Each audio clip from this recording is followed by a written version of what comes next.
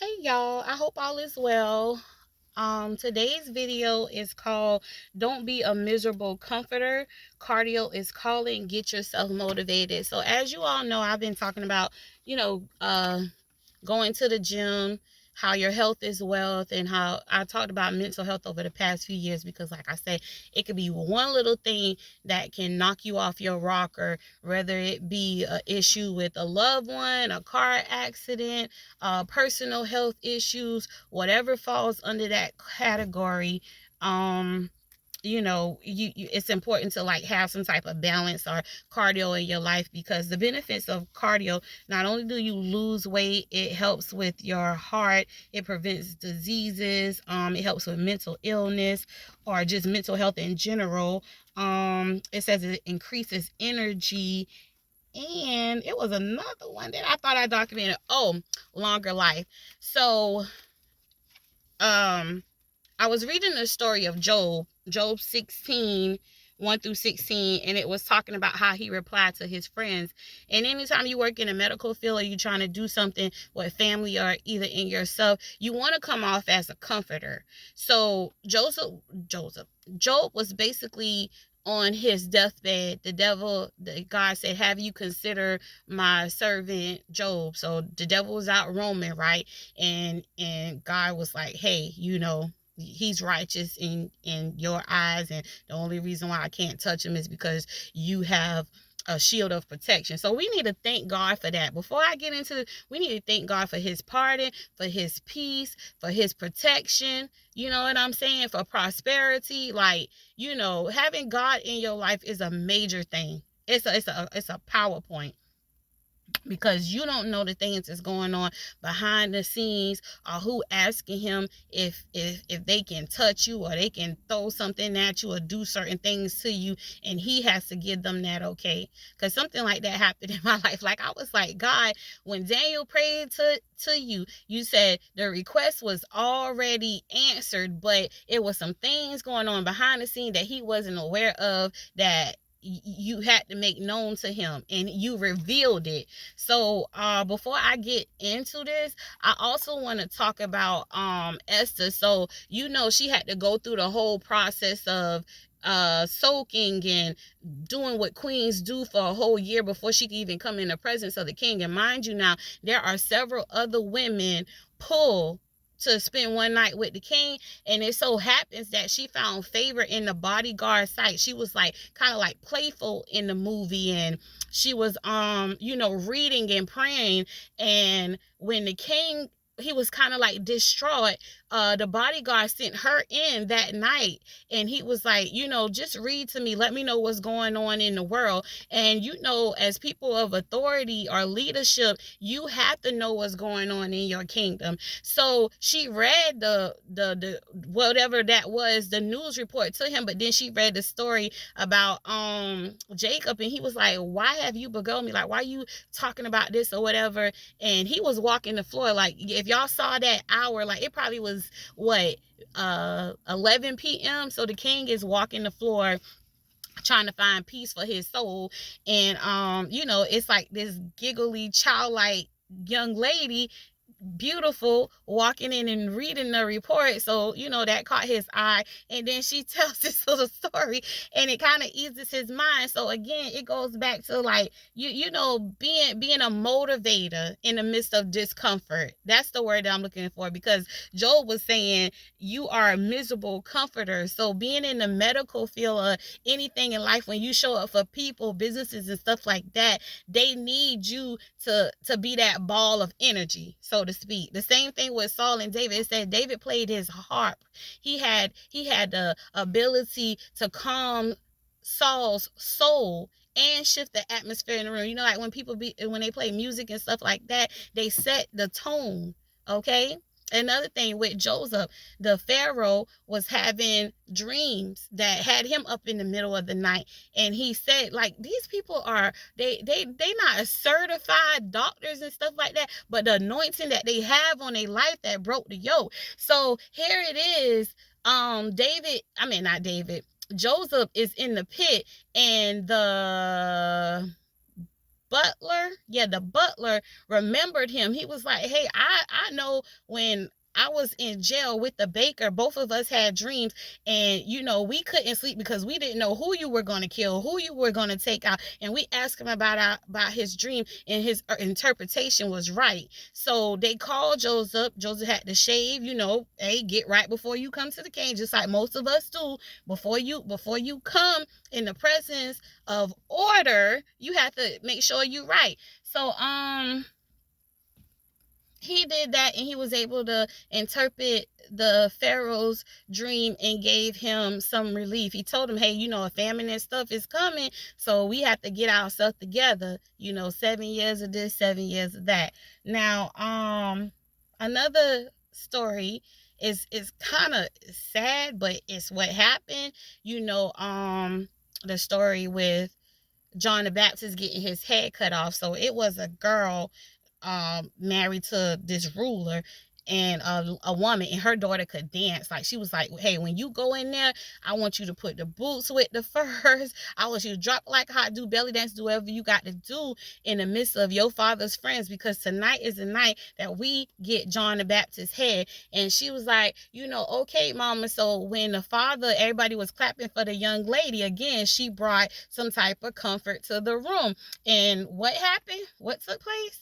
Oh, the father said, tell me what you want. And she said, I want the head of John the Baptist. And everybody was like, huh? So what you gonna do? Because you said whatever she wanted, she told you. So he had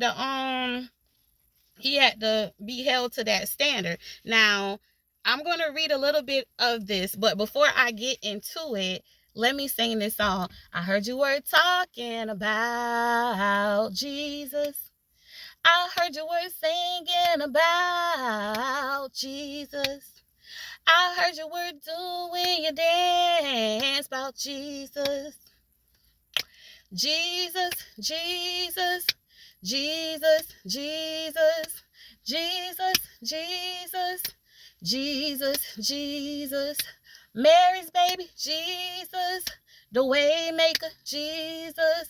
Deliverer, Jesus. The friend, Jesus. The wine maker, Jesus. The lawyer, Jesus. Singing, Jesus. Clapping, Jesus. Dancing, Jesus. Y'all, I haven't finished with the song, but you can be on the lookout for that one. Now, again, before I read this, because all of this stuff is coming out at one time, and I was like, I want to be properly prepared. So, I love you. I love you. I love you, Lord, today, because you care for me in such a special way. That's why I praise you. I lift you up and I magnify your name. That's why my heart is filled with praise. My heart, my mind, my soul belongs to you. You paid the price for me way back on Calvary. That's why I praise you. I lift you up and I magnify your name. That's why my heart is filled with praise. All right, it says, Job replies, you are miserable comforters. So here it is. He says, I have heard many such things. Miserable comforters are you all. Will windy words have an end? Or what provokes you that you answer? I also could speak as you do. If your soul were in my place, I could heap up words against you and shake my head at you. But I will strengthen you with my mouth. Again, that goes to say it like somebody could be down and out, and you could have the words. The Bible says that life and death is in the power of your tongue. So you can have the words, you know what I'm saying, to get them out of whatever state that they are in. It says, and the movement of my lips will relieve your grief. Though I speak, my grief is not relieved. And though I stop, how am I eased? But now he has made me weary. You have made desolate all my company. You have filled me with rankles, which is a witness against me. And my leanness has risen up and bears witness to my face. He has torn me in his wrath. He has carried a grudge against me. He has garnished me with his teeth. My enemies sharpen his gaze upon me. They have gaped upon me with their mouth. They have struck me upon the cheek with reproach. They have gathered themselves together against me. God has delivered me to the ungodly and turned me over into the hands of the wicked. I was at ease, but he has shattered me. He had also taken by my neck and shaken me to pieces and set me up for his target. His archers surround me. His splits open my kidney and does not pity. He pours out my gall upon the ground. He pierces me with thrust after thrust. He rushes upon me like a warrior. I have sewn sackcloth over my skin and thrust my horn into the dust. My face is inflamed with weeping. On my eyelids is the shadow of death, though not for any violence in my hand, and my prayer is pure. So, while Job, excuse me, y'all, while Job was going through that, God didn't put on the mind of his friends to say, I'll pay your bills, I'll do this and I'll do that for you. Like he really had to sit in that situation, because Job is like a little lengthy chapter of just talking to the Lord, waiting on recovery. And I was just like, a lot of people talk about how he got double for his trouble, but he also experienced long suffering. He had to hear his wife say, you just need to go ahead and curse God, and die. And he was like, I'm not about to do that. Like, he can bring me out of this. And sometimes people, when you are on that bed, they want you to give up. They want you to say stuff because they might be tired of looking at you, or they are going through some stuff themselves. And I was like, God, how do you give people the energy to keep holding on? And that's when I heard about cardio and taking breaks and stuff like that, because some of us don't know how. Like, even with Jesus, y'all see him doing ministry, like just walking through doing all this stuff or whatever. In the time when he took a break, he actually had to hear a woman, so you imagine you taking a break and then you get a cold blue or cold red and you have to run. You may be able to go back to it, but sometimes, again, like when people tell you, hey, those breaks are required, it's required for a reason. Like you have to take your break. That's how you know what I'm saying, you revive yourself, you replenish yourself. So that's all I have for right now, is don't be a miserable comforter. And this is in any field. This is for any situation. And I'm saying that lightly because, like, over the past few years, I've been hearing people say, they signed up for a death sentence when they got certain vehicles and houses and started schools or got into certain marriages. The journey was just not, I told y'all, it was not about $1,000,000. It's actually for $1 trillion. And it's a team that a lot of people don't know about that's supporting this. So people are like, oh, you did this. No, it was never about that, y'all. A shift needed to take place, not only within myself, but with the people around me. So that's where we at. We're not trying to be miserable comfortable. We're about to put a new uniform on. You get what I'm saying? And we're going to be all that we can be. We're going to be better in our mind, our body, and our soul, because John 1:2 says what? Beloved, I pray that you prosper. What is prosperity to you?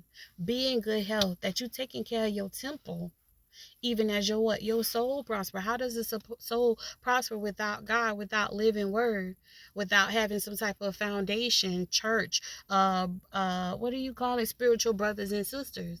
So that's where we at, y'all. I'm almost almost 15 minutes in. So yep, I hope you were able to get something from that. All right, get motivated and go to the gym.